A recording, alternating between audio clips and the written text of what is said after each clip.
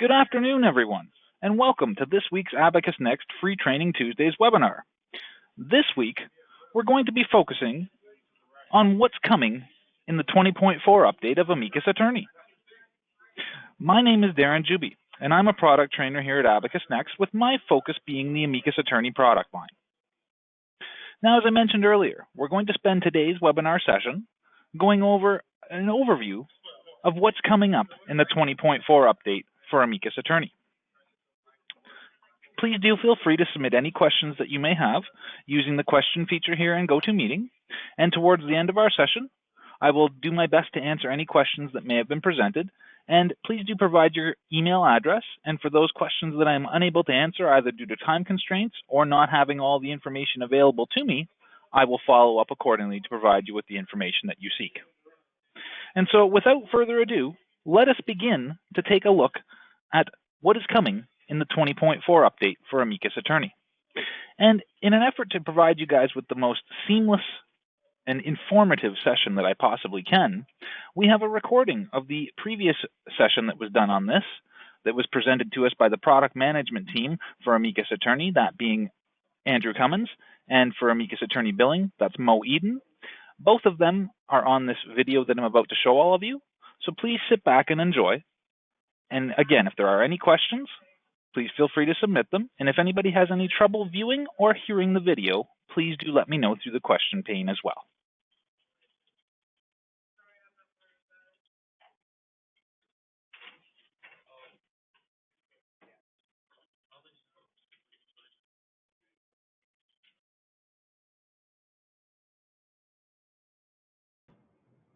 Hi, good afternoon, everyone. This is Andrew Cummins. I'm joined by my colleague, Mo Eden. We are going to do a quick overview of some exciting new features in Amicus Attorney 20.4. So really appreciate you guys taking some time out to take out of your busy day to learn more about the product. Just a couple of quick housekeeping things. If you wanted to ask any questions, please use the questions pane on the right-hand side of your screen. We'll certainly have time at the end of the session to address any questions that you've got. And certainly if there's anything we need to take offline, we can easily do so afterwards as well. So we just got a couple of quick slides just to demonstrate what we're going to talk about today. Basically, again, we're just really excited to release 20.4. We'll give you an overview and we'll jump in and actually play around with the application and demonstrate the features to you. And as I said, we'll have a time for question and answers at the end as well. Okay, so we're going to start off. We've got three really big features that make up the 20.4, as well as a bunch of other great ones as well. So we're just going to start with a quick overview. We've got a new single sign-on capability, APX Pay Now, and enhanced file custom page layouts. And Mo and I are actually going to tag team here, and we'll be able to talk through and then demonstrate these capabilities. But the single sign-on is really a great tool to make sure that your firm or your Amicus Attorney can adhere to any password requirements that your firm may have, in that you can now actually map your Amicus Attorney users to Active Directory, and it means that when you launch your Amicus, you won't actually have to put in your password because it will recognize that you're already logged into your domain. So it really simplifies the process of getting into Amicus, but it also actually ensures that your Amicus Anywhere and mobile app users are all using the same password, and that is your domain password. So we'll jump in a moment to take a look. Okay, and this is Mo Eden. Thanks again for joining us.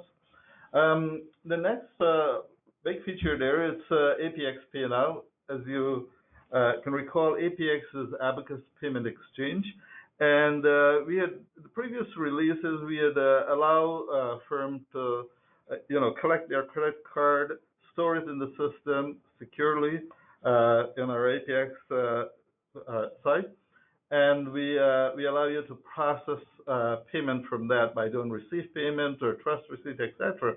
Now we are taking it a step further. We are allowing you to send to your client a copy of your invoice along with an embedded URL. So you can request from your client to make prompt payment. As you all know that quite often you get a bill, you might put it down and then decide to pay it later on. In this way, it's right in the client face. They can just click on a URL and that will allow them to make the payment immediately, so you get payment more promptly. So I'll go through the demo when we go through the demo and show you there are two ways that you can do it. You can do it at the billing stage when you're creating your bill, or you can do it after the fact, after you create your bill. And once the client make the payment, the software is updated, and we'll show you that. Perfect. So yeah, and then the final of the big three is now changes to the file custom page layouts. And essentially what we're allowing you to do is really create a per file type dashboard. So for instance, all your real estate files can have a nice new dashboard, and that's because your file custom pages can now include list views, so like your list of notes, your list of time entries, as well as other core fields. So actually some really cool changes that we want to jump in and show you. So with that, let's actually get into the demo component here. And what I'm actually going to do is quickly show the actually a little movie here that actually demonstrates what single sign-on is all about. So in this case, if you actually now launch into Amicus Attorney by double-clicking onto the icon, it actually recognizes that you're logged into your domain and then automatically signs you into Amicus Attorney. So you don't actually need any separate password for Amicus Attorney.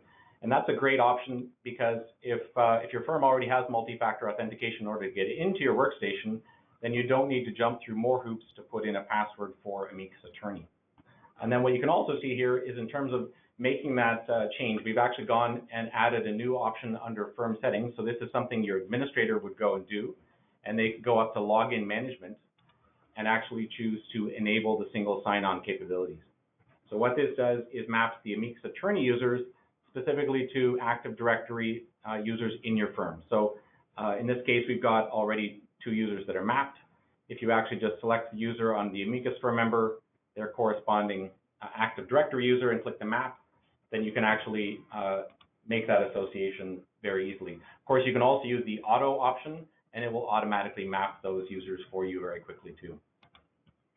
And then once you've actually enabled the single sign-on capabilities, under user management, again, this is a capability limited to your administrator, you would see a column for the Active Directory user, and you can also from there go and change Active Directory mapping if you needed to choose a different user.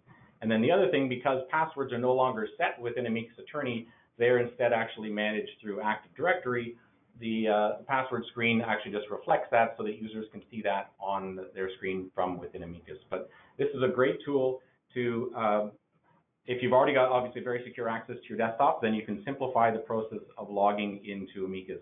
The other key thing to appreciate is it also means that your password for your mobile app and for Amicus Anywhere, if you're using those, is then using your domain password, so that of course, if that automatically changes or needs to change as per your firm requirements every 30 days or every 60 days or what have you, it does make sure that that password is updated and is then in use for every way you access your Amicus Attorney. So a really huge improvement that can benefit a lot of users, in particular people using Amicus Private Cloud as well. So a great solution for improving it. And with that, we'll turn it over to Mo here. So what I'm going to do now is go through the APX part of it, the embedded URL. First thing you want to do is set up your system. You want to go into the email option on the billing side here and indicate where you want your bill to go. So it's preferable that the bills, before you send it out to your client, you get a chance to review the bill. So I normally set it to the draft folder, and you'll notice we add an additional tab there for APX URL. And what that does is allow you to customize the body of your email. You may want to add additional information in there. If you're using the template, you can also include it embedded in your template, any sort of a logo, additional information that is not allowed in the standard body. So the first thing you might want to do is go in here and make sure it's set up to the way you want it. You'll notice in here there's a click this link to pay online, and when I create the email, you'll notice that will be an embedded URL that the client will then will be able to click on that. Okay, so let me just get out of here, and there are two ways that you can send those emails. As I mentioned, one is by creating a bill, and at the time that you create the bill, you can tell the system to include that URL and send the email. So I'll do that later on. For now, I'll go through the first part here. Let's say you have some existing bills, and it's aged over time. On my system, I have it aged for over 30 days here, and you might want to go ahead and send an email to remind the client that the bill is overdue and give them that opportunity to make the payment promptly. So the first thing you'll notice is on your left-hand side here, we have filter, and we use the same billing module that was there before, and you can filter using these various options here to indicate what period you want, or you can get a full listing and then determine from there which invoice you want to send the email on. So let me just click on these here. I can click on all of them by just clicking on the top button there, or I can selectively go and click on individual one. Now I'll just do one for now. The first one there, and I'll click. If you notice, when I click on that checkbox there, there is an APX button there for sending that email. So if we click on that, we're adding basically what we call a payment request to that invoice, and the payment request means that we're creating an email to send to our client. So I'll just click on OK. Tell me, because I indicated in my firm setting to put that bill in draft, it indicates here where that bill is. And you'll notice that it'll refresh the screen, and we have an indication that this invoice have a payment request now. So you can see the icon, the little icon is on there. And if I go to my inbox, or sorry, my draft folder there, you'll notice it create that email there. I'll just open it to show you what it looked like. So we have an invoice attached there. That's the invoice that was previously created. And these are the wording that you can modify. We have the amount of the invoice listed there along with the signature line. But the main thing here is this URL is already embedded in there. So I'm just going to send that invoice now. I'm sending it to Andrew here, and he'll pull it up on his phone in a moment. So let me just click on send there, and that invoice, that email is sent to Andrew. And is it on this or is it on the minimize that. Minimize that? Okay. So I'll let Andrew take over here. He is my client, so he's hopefully going to pay this bill.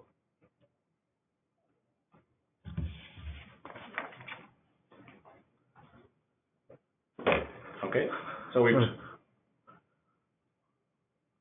we're just going to refresh, and that should come through in a moment. No? Take a little while longer. It should come through any second now.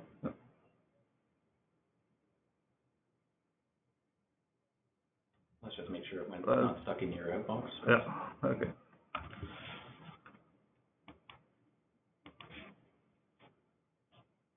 So it was sent.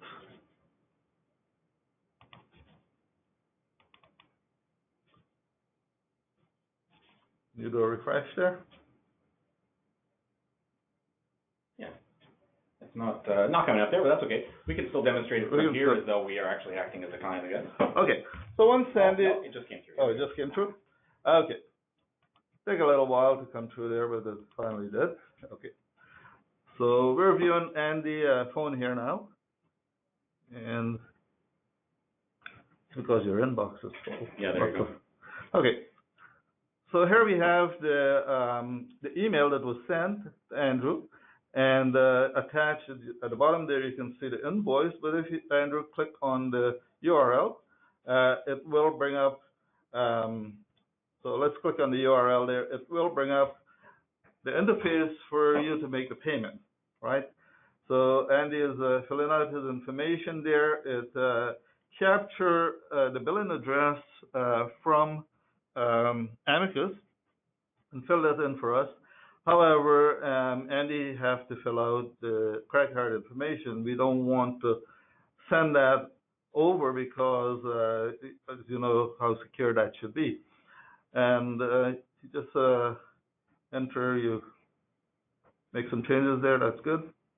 Okay. Okay, that's fine. I was just going to show the view the bill here. At the top, you have an option there to view the bill, and it have the amount of the bill that we're going to pay. Now, if you notice, Andy didn't have to fill out any amount there. We don't want them to make the mistake or make a partial payment. When we send a request for a payment, we're requesting payment of the full amount, right? Now, here we have a response from APX indicating that the payment was successfully processed, and we have an option for the user to click on view receipt, and you'll be able to view the receipt of the payment. Notice at the top here, we can take a printout of that payment, of that receipt, sorry. And once you're finished, you'll notice that Andy can just switch over to his inbox there, and he should receive a receipt in a moment. It's a little slow on our system here, but in a moment he should receive a receipt. But I can just switch over now. While you're doing that, I can switch back over to. It just came up? Okay. So the receipt is listed here, $160 that was paid by Andy, and it indicates here all of the credit card information. It was paid today's date, and it indicates the transaction ID, etc. Okay. So let's switch over now to back to Amicus here, and I'll just minimize that. Okay. So if we look at the paid item here now, we'll notice that 160 was paid here, right? You can see, I'm not sure. So the 160 was paid here. The amount is 0, and it removed that icon from the invoice number. So right now, the payment is an APX payment, as if the client had walked into the office and make that payment. But notice how convenient is it, the client initiate the payment directly from the email and make that payment, and that payment is updated almost immediately within Amicus. And at this stage here, that payment is basically an APX payment. So you can do your void if you have to do it, or refund. You treat it exactly as an APX payment. Okay. So that's how you will initiate a payment request directly from the billing module. But as I mentioned, within the billing process, you can also go and initiate a payment request. So I place a bill in final here so that we can speed up the process here. So I'll do a print and post here, and I'll just put it on the screen here. And we have the bill here, right? And that will also create an email, but I wouldn't go through that process because you see basically the same thing there. Awesome. Okay. Fantastic, Mo. Yeah, I think if you haven't already signed up for APX, that's a great reason to do so now, because this really speeds up the collections, because the clients can just click the link in their email. Okay, so the other section we wanted to talk about was changes to file custom pages. And so let's just quickly jump into, I've got a matter here, the Cooperman v. Cooperman, and I want to show you what our current custom pages look like, and then see some changes that we've actually made. So as you most likely know, you can go and create custom pages on a per file type basis within Amicus Attorney. So we happen to be looking at a family law file, and that might have one set of custom pages, whereas a real estate closing or litigation would perhaps want to track very different information. So the product itself allows you to create custom pages. So we created one called court information and put in a variety of fields. So this is what we could do within previous versions. What we've now, however, added is the ability to go and put more than just custom fields on any of your custom pages. And what that means is basically we can take any of the current lists that you show, like your events or phone calls or time entries, and actually put that into what we call a list view on a custom page. So what I've done here is created a custom page. This is called a family dashboard, and it actually showing You can see a list actually embedded within that custom page, and that's showing all of my active to-dos. And but what you'll also notice here is some of these fields are not custom fields. They're actually what we would call core fields, which right now, if you wanted to look for the responsible lawyer, you might have to actually go into admin, for instance, and go on to accounting or on the general tab and see that. Or some of the other fields may actually be a bit buried, where if they're ones that you need to have access to all the time or just with one click, you can go put that onto your custom page so that you can make changes or view all those details in a glance. What's also great is that, so this happens to be a half-page custom page, but you can also create a full page. So this happens to be one where you've gone and chosen to include 3 different list views. So the idea is people have much larger screens than in the past, and therefore you now have the opportunity to take up or take advantage of all of that real estate that you can go and put in a whole bunch of different list views, for instance. Of course, if you maximize that, you notice how much real estate you have, and at the end of the day here, what you're able to do is create, as I said before, essentially a custom dashboard for each of your file types.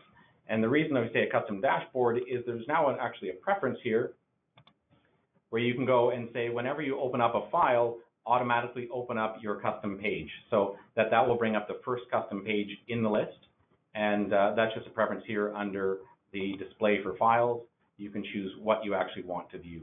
So that is fantastic. We're not going to spend any time showing you how to create them. Just very quickly, I'll just show you a preview of that. But as an administrator, you can go into custom pages and records, go to files, and we were in family law in that case. And if you were to bring up the family dashboard and we choose to edit that, you'll notice that in the designer itself, let's just go full screen here, I've got the ability, here's ability to create custom fields. I can also now choose to drag in list views, and then I can also bring in core fields.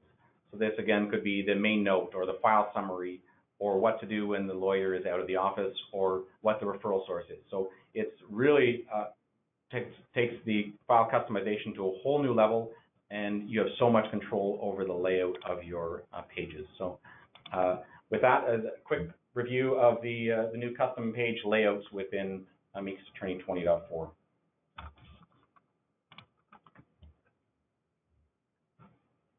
Okay, so the next new feature there is tracking changes to time entry.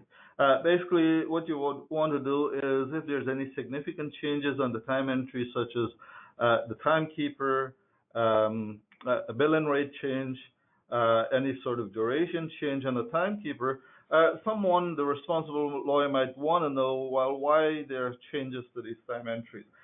Previously, when you change the time entry from the UI, you basically can open the current iteration of the time entry, and you don't know if it was changed over time. So we allow users now to indicate whether they want to track the time entry through the firm setting, and once that is turned on, they can then create a certain type of description or reason for the time entry change on a list. And when a user go in to make that time entry change, they will be prompted once that is turned on to make a selection from the list why the time entry was changed. That information is then displayed on the time entry when it's subsequently you open the time entry, and also on the report if you run the report to include corrected entry. Sort of related to time entry, we also enhanced the security profile to allow certain users, specifically responsible lawyer, whenever they're viewing or reviewing a file, especially in the draft format, that they can edit that time entry and make changes also to the time entry. Previously, they have to have a specific security right, billing administrator right. Right now, they can be a billing user, and we can just turn on that feature. It will allow them to make those edits. Andy? Awesome. Yeah, and then just a couple of quick things related to calendar and tasks. And that is, now we have some new settings such that if you use the calendar or task profiles, that we can actually remember those settings between sessions if you log out and log back in. We've also improved the date calculator so that it can stay open, and I'll show you that. And then we've also added some what we're calling smart controls, and that's for if you're looking at people on file and also referral source. So we'll jump in and actually explain that in some detail here. So to demo the time tracking feature, you have to be you have to be an administrator, not necessarily a billing administrator, but an administrator to turn that feature on. And we have track changes here. That would allow you to indicate whether you want your timekeepers, whenever they make those changes, to be prompted to identify why the change was made. So we have a checkbox for that, and we also allow you to add to the list. We will ship with just the first one on the list here, but you can add as much as you want on that list. I'll just edit one to show you, or I could do a new here. So you basically click on new, you type in your description here, and of course if you're typing in a new description, you wouldn't set it as inactive. But if you have an existing one and you're no longer going to use that, you can then edit that. That's the basic one. You can then edit it, and it allows you to set it as inactive. Now, why would you want to set it as inactive? Well, if you have used that time reason code previously, we don't want it to become obsolete. We want to still have it embedded in the database so that later on you can go and look at a change time entry with that code, and it will make sense. However, you may not want to use that code going forward because it become obsolete, and you don't want you don't want the system to keep displaying that code because then the list would be very large. So it will only display for the user to make a selection from an active list. You can also, when you have a lot of reason code, you might want to move the one that you use most often to the top. So we allow you to adjust the order in which you want it to be displayed. Okay. So that's setting up their time entry, and of course, it's only related to posted time entry. Build time entry, you should not be able to change any core field on those time entries. And if it's unposted, you want a user to continue to make changes until they verify that they want to then save that time entry, post that time entry to create a work in progress. But once it's posted, then when you make changes, at the time that you make the changes, it will prompt you to enter that code. So let me just demonstrate that for a moment here. I have a time entry on one of these files that was entered last year. It's still on build, but it's posted, it's in WIP, and I'll just bring that up, and I'll change, let's say, the billing rate. I want to change the billing rate to premium, so I change it to premium here, and then when I click on OK, it'll prompt me to enter that reason code. Now, the system, you notice, will not default on reason code. It forces the user to select the reason code. So even if you click on OK, it wouldn't save that time entry until you select an appropriate or a valid reason code. So I'll just say incorrect billing rate, and when I click on OK, it'll then save that time entry with that new reason for the change. So if I reopen that time entry, you'll notice at the bottom there, it says change reason, and it indicates there it's an incorrect billing rate. That's why it was changed. It was last modified. It'll have the last modified date. Now, you may have several changes to the time entry. Later on, you might want to go and change the duration or whatever. Whenever you open the time entry on this in the file, you'll always see the latest change that was made. However, we still keep track of the audit. We still audit and keep track of all the changes that was made on that time entry, and that is displayed when you run the report. So let me just cancel out of there and go to the report here, and it's the time and fees journal report. Here we have time and fees journal, and I'll just run that report, and I can't remember which file it is, so let's go back to the file rather than Carta versus Client Portal. I'll just run it on that one file rather than displaying a lot of information here. So it's Carter. We got it there. And so on here, the default setting on this particular report, when you select from the report parameter, is not to include corrected entries. If you include corrected entry, which I'll do now to show that reason code, and click OK, you'll see, I'll just expand that so that you can see it better. So on here we have the change that we make. This is the original entry. We make a change, it's been corrected. It said incorrect billing rate, and this is the updated time entry for it. The second entry below that, you'll notice is the updated time entry for that. So what we're doing is, if we go back and change this time entry, we'll then enter the next reason code that the user selects, so that you'll have a chain of reason on that particular time entry, so you can track it.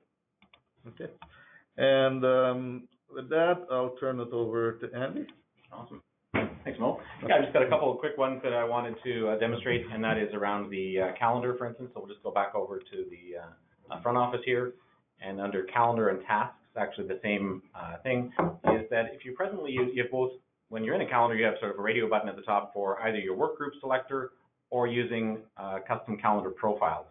And this is just a simple change, and that is that, for instance, if you're accustomed to using the calendar profiles, you use them all the time, perhaps you have you've set up a particular default, we're actually now able to remember your last selection, so whether you were in the calendar profile or work group selection, so that when you close and come back tomorrow morning and you get into Amicus Attorney, it will remember that previous session as well. So that's true if you're using the calendar profiles, or in your task module, if you go and use the task module, again, the same thing, you've got your custom calendar profile, custom task profiles, excuse me. Now we can remember those two settings. Now another nice improvement we've made is just with respect to the date calculator. And this is a pretty straightforward one. Let's go back to just our debut, for instance.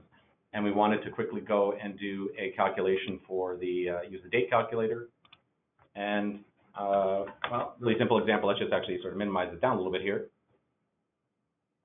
And if we were to bring the date, I'll bring this back up here. Yeah.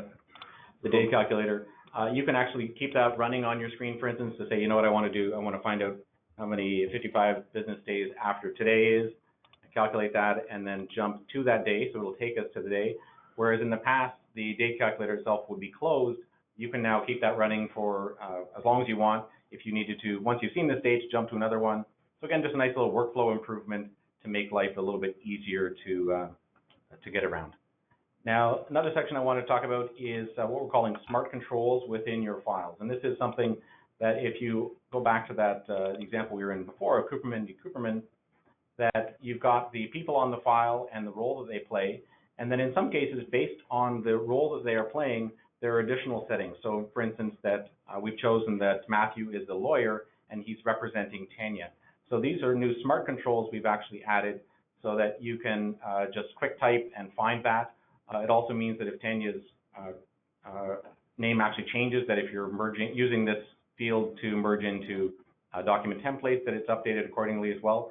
That also means you can just click the selector, say none, for instance, and then it goes back to a field that you can just type in to go and find an option. So again, it's just much faster and easier to manage, and that's both for when you're dealing with lawyers, but also if you've got that reciprocal relationship where you've got the role is party and you choose that they are represented by a lawyer, you've got a smart control now for making that association to the lawyer itself. And then another place we've also gone and done the same thing, and that is under referral source. So if you're actually on the file and you go right now to admin accounting, you can choose matter came to us because. If we were to choose referred by, that too, we've turned that into a smart control where you can go and easily go and make that association. So again, some nice workflow improvements, just more streamlined in terms of how you can go and quickly enter information into the system. Okay, before you think there, I skipped one aspect of the billing there. Apologize for that I intend to show, and that was set in the billing security to allow responsible lawyer to make edit. So as you know, we have access to security profile for billing, an attorney. So we have one for billing, one for attorney. And for the one where you would like to turn on access by responsible lawyer to make edits, it's in the billing selection there for action item, and it's the last item there that edit time entries on draft bill, and you can just edit here, turn that on. Of course, you'll select the appropriate billing profile that you want, and you then turn that on and you save it. And that means any user with this billing user profile will be able, and the responsible lawyer will be able to edit time entry that was entered by any other firm members. Thanks, Edney. Yeah, perfect. Okay, so we'll just quickly jump out and go back to the PowerPoint for a second and take a look at a couple more areas. So some other improvements we've made are related to the client portal. And this is great if you're using it to share information with your clients. Now, if you're sharing out custom fields, you can mark fields as both, well, now you can choose to share them, mark them read-only, or mark them editable. So in the past, if you shared it, then the users could make changes perhaps. So really a nice improvement here. We've also gone and added some self-serve options, and that is clients can now go in and reset their own passwords within the portal. And this means that they don't have to actually contact you, and you don't have to go and resend them a new invitation. They can simply go to the login page and do it themselves. And then the other one is a great one, and that is that clients can now opt in or out of email notifications. So if you as the lawyer are actually sharing items in the client portal, that clients can actually opt in to receive those, so basically to receive an email notification letting them know that the lawyer has changed something in the portal. It's still up to them to go log in and see the details of that change, but it's a great way to make sure they're not missing out on things that are being added by the lawyer. And then, of course, within Amicus Anywhere, we've also made some minor changes, but big at the same time, and that is the calendar not only has the day view, but now also includes a week and month view. So let's very quickly just jump into the demo here, and we can show you what we're talking about. So we're going to go back to the attorney side once more, and just quickly open up that Cooperman matter, and we'll just take it off full screen here so we don't mistake. If we go to the custom pages, that you'll notice I have little icons on here. So there's a blue icon, meaning it's actually shared or editable in the client portal, and a gray one which actually shows that it's not editable, for instance. And I can just click the icon up here at the top and choose the sharing options. So now you'll see that for each of the items that are on my set up to be visible in the client portal, I can say that it's not visible in portal, editable in portal, or read-only in portal. And that is just a lot more granularity. So that means that you can ask a client to go fill in details in the portal. Once they've provided that information to you, you can mark that as read-only so they can make further edits to it without you being aware of the change. So very quickly, let's just go into the portal side and see what this is all about as well. So let's just minimize that and go back over to the client portal. So the first thing to notice on the client portal page, and this is as now clients logging in, they have the ability to click a forgot password section here. They can go and put in the email address they use to log in, and as long as that's actually a recognized email address, we will send them instructions where they can go and reset that their password for it. But let's actually just quickly go log in and take a look at the changes that we've actually made on the portal side too. So in this case, we've actually logged in as our client called KV, and we'll just say not none of that. That you'll notice a couple of minor changes right up at the top. You now have an option. So the client actually can click options. This is where they can see, while it's showing the name that they're actually associated with, their email address, and this is where they can opt in or out of notifications. And the idea is, as the law firm is sharing any records, whether that's the files themselves or documents, notes, appointments, tasks, and invoices on those files, that they would be notified of the changes. So a great tool for making sure they're kept up to date on the on any changes that are going on.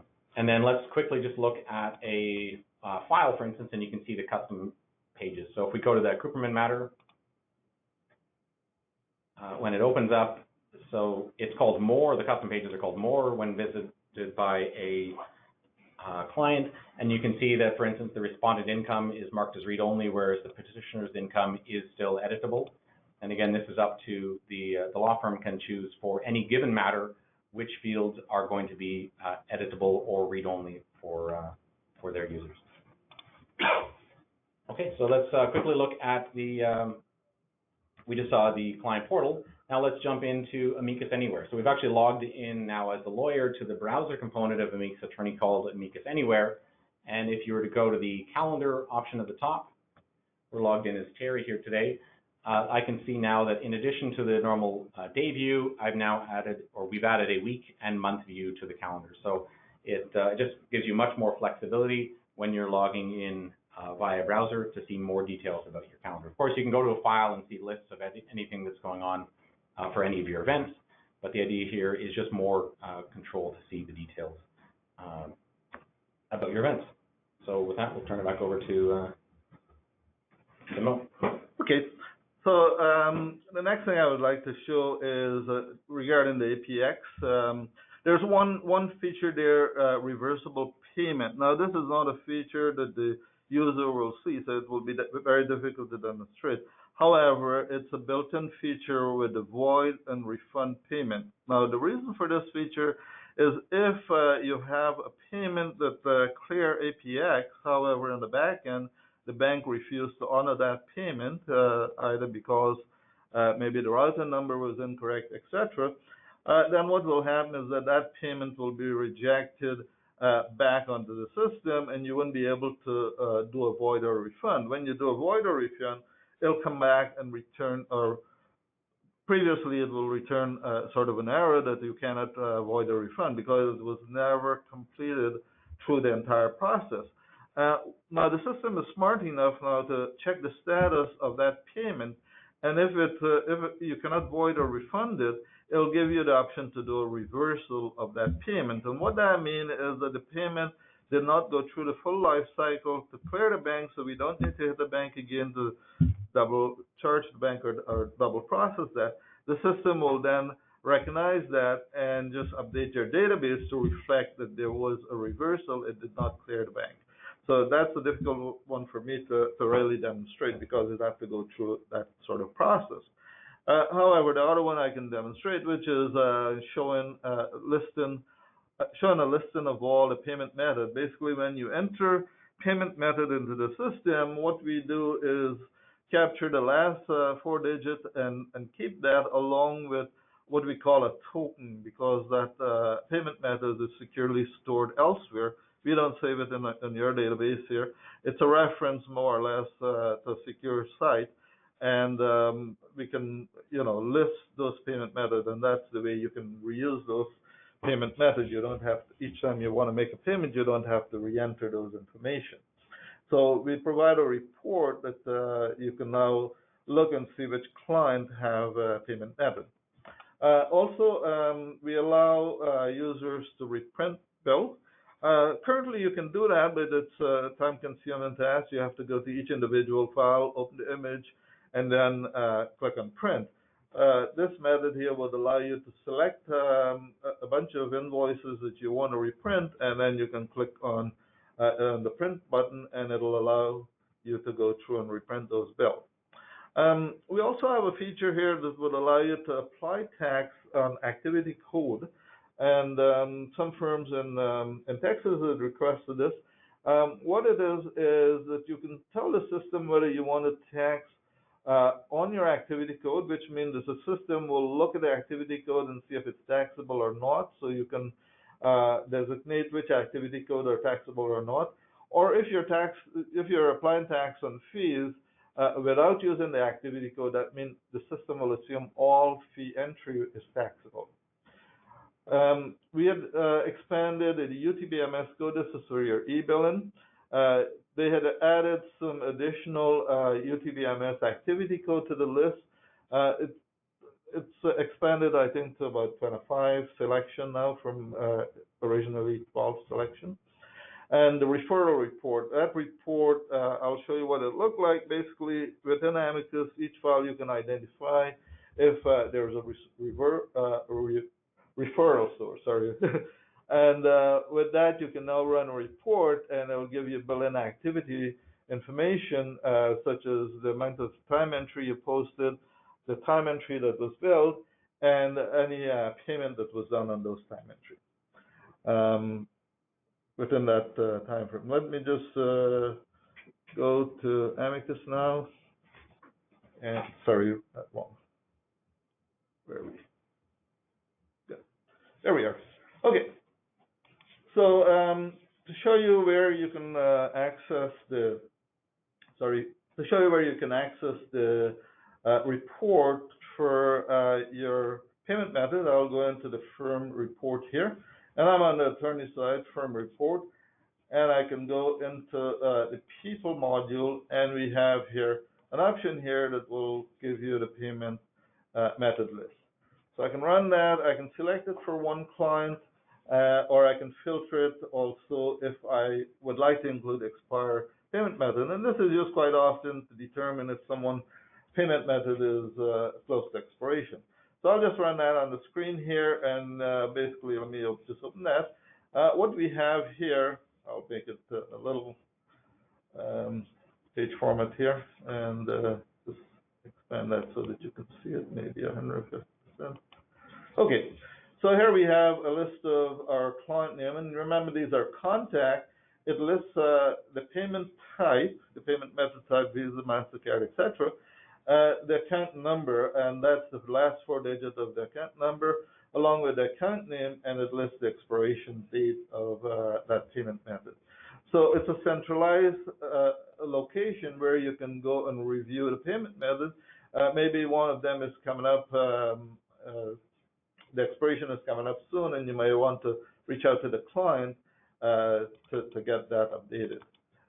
So let's just go with that. Okay, so that's the payment method, and the other thing is reprinted bill. So reprinted bill is done in the same location where we send out payment requests. So we're in the billing module here, right? We have a couple of bills here, and I'll just do it for these couple of bills. And we want to send out a payment request, sorry, not a payment request. We want to reprint the bill for whatever reason. The bill was misplaced or something like that, or maybe during the billing process, for whatever reason, we can get a hard copy of the bill. So we'll just select these bills that we want to reprint, and similar to the payment requests, we have filters here. We use the same feature that we had before, which is the billing module, which allow you to do all your filtering. And we just click on the print icon here to reprint the bill. Now we have the same option as when we are creating our bill, whether you want to print the screen or your printer, and we can do that print the screen here. Of course, when you're reprinting bill, most likely you want to reprint the bill to the printer because you want to send out that bill to the client. And I'm just going to put it in a proper format here so that we can see it appropriately. And I'll just zoom in there.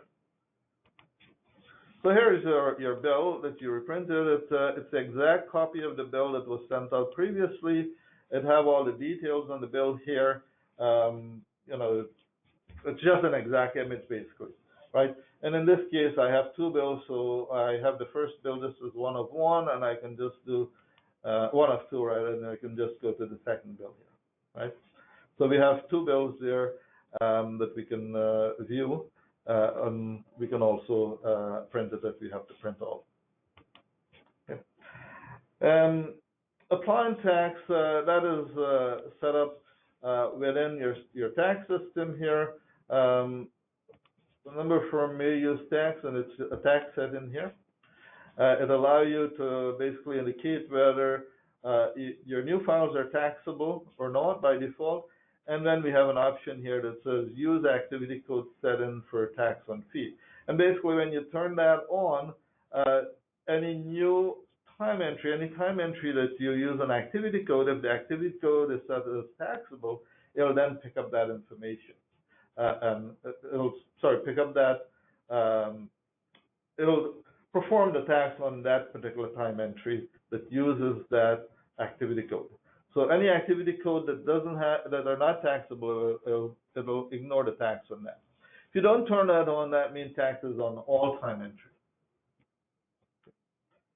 And the expanded activity code. So if you go into your activity code here for task-based billing, for your activity here, we have expanded that. I think it was up to 11 here, and now we expanded it to 28. So we have a lot more activity code there for your UTPMS code. And the referral report can be found in your attorney side, and I put it in the business plan, and because basically you'll be using that as a management tool. So under Office, Firm Report, you go to your business plan, and we have a referral report. Now, before I go into the referral report, I just want to show you on the file where you set that up. I'm sure a lot of people are familiar with that, but what I'm referring to is a referral under the admin. You have a referral under accountant here. On your right-hand side there, you can see who referred the file. You can indicate there whether it's a cold call, an existing client, etc. And you can add to that list. You can add a contact.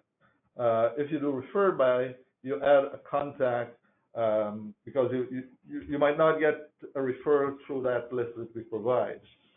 So let's go and run that referral report. We go to the firm report here, as I said, business planning, and I select the report there, click and run, and I'm just going to run it for this year. So just so that you know, that referral report, the period that we run is based on the opening date for those files. So if we run the report here and we click on OK, and I'll run it for all file types, we basically get a report here that gives us the activity along with a summary at the bottom here of a summary of what was posted for time entry or fee, what was billed, and what was paid. Now, if the firm do not have billing activated, of course, the paid column would be blank. But at least they can use what was posted and what was billed, so that what was posted only.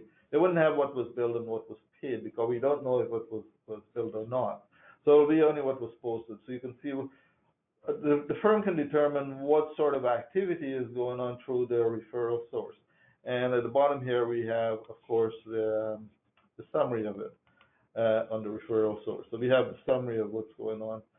So we can look at the detail, or we can look at the summary. Okay. And that's it for the referral. Okay. Awesome. Thanks, Mo.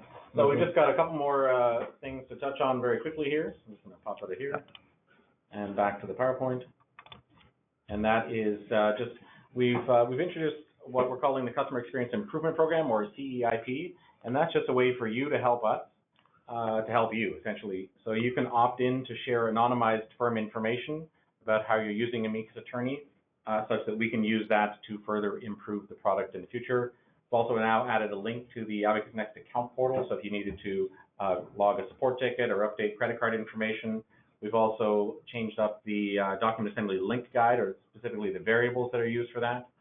The QuickBooks, we've actually done some serious work to improve the performance of QuickBooks, specifically for subsequent synchronizations, so it's a big deal there. And we've also added some mass change for essentially file associations when you're working in Outlook itself. But just quickly, I want to touch on just a couple of things in that, and I think we can address almost all of that from the Help Center itself, aside from this Customer Experience Improvement Program.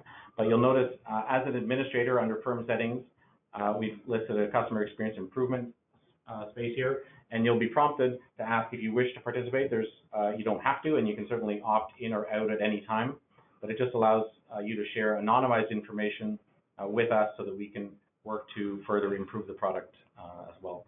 And then within the Help Center, that's just a couple areas I wanted to touch on. One, you've now got access to the Amicus Next account portal, so click that, and with your account details, you can create support tickets or update your invoice or update your credit card, for instance, for your subscription. That's where you'll also find the merge variables section. And then I guess a couple things to sort of wrap up with. One, I'd like to, well, I guess this is our wrapping up. So one, thank you for spending the time here with us today. I think we went a bit longer than we had anticipated, but there really is a lot in the 20.4. But I want to encourage you to please sign up or continue to sign up for future webinars. Within the announcements page, you can see upcoming webinars. And then it's also a great opportunity for me to plug Amicus Maximus, and that is our user conference taking place June 24th to 26th at Caesars Palace in Las Vegas, where we actually have specific tracks for all of the products under the Amicus Next umbrella. But of course, one just dedicated to Amicus Attorney, and with hands-on training that you can book out and actually hang out one-on-one with a product trainer. And I do want to encourage you guys all to take a look at that and see what that's all about. And if you act now, there's also a discount for the early bird pricing. But I do want to thank everybody for taking part. It may be an opportunity for us to take a look at some quick questions. If there are any, again, please use that pane along the right-hand side, and you can choose to add any questions. Yeah, I guess the first question is our date. And at this point, we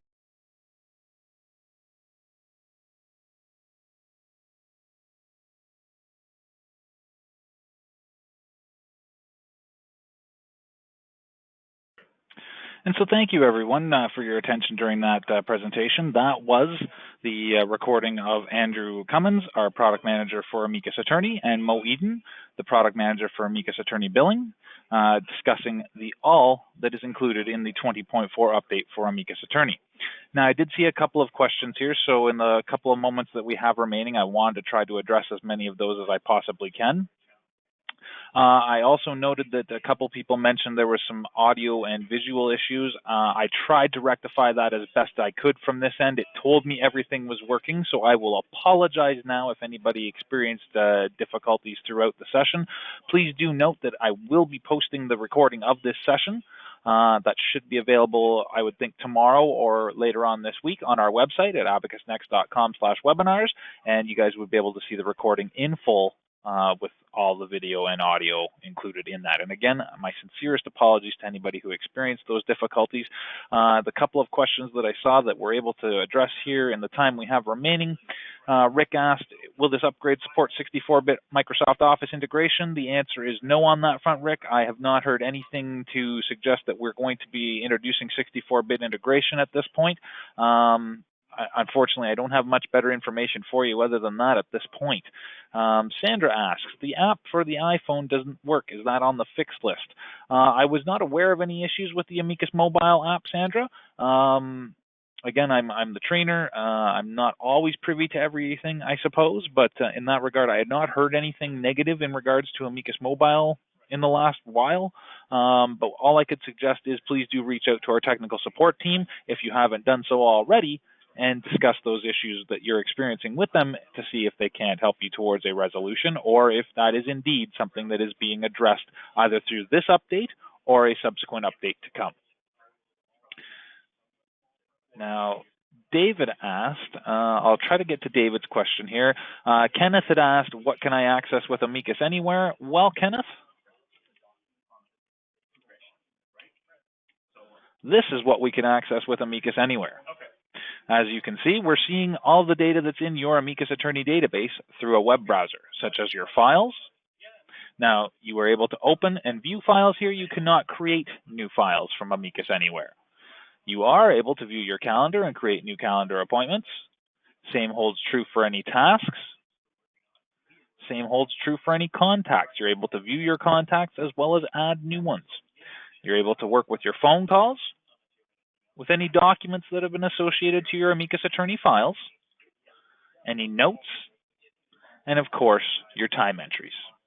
Anything from an Amicus Attorney billing perspective or the ability to post your time entries still has to be done from the desktop version itself, but you can record your time entries through Amicus Anywhere. So I hope that answers your question in that regard, Kenneth. And David mentioned about being able to send emails to multiple people.